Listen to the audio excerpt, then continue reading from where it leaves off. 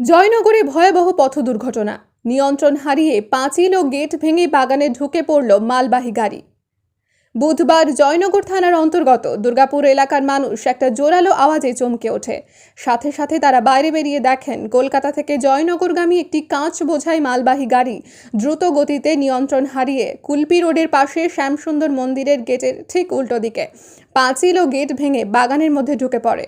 এলাকার মানুষ ঘটনাস্থলে পৌঁছে দুর্ঘটনাগ্রস্ত গাড়ির মধ্যে থেকে চালক ও সহচালককে বের করে। দুজনেই প্রাণে বেঁচে গেলেও জখম হন। খবর পেয়ে ঘটনাস্থলে পৌঁছায় জয়নগর থানার পুলিশ এবং ঠিক কিভাবে এই দুর্ঘটনা ঘটল সে ব্যাপারে তদন্ত শুরু করে। দুর্ঘটনা সকাল 5:30 নাগাদ একটা আওয়াজ হলো। সেই আওয়াজে আমরা ছুটে আসে, দেখি ওর ভিতরে ড্রাইভার খালাসি আছে, ওকে বার করা হলো। ড্রাইভার নিয়ন্ত্রণ হারিয়ে দেয়ালে মেরেছে। কিভাবে হলো কি মনে হচ্ছে? রানিংয়ে ছিল, গাড়ি চেপে দিয়েছে, ঢুকে গিয়ে গাড়ি।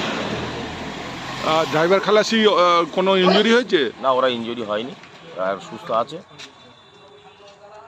এবার পুলিশ আসুক, পুলিশ বুঝবে কী করে কী হলো।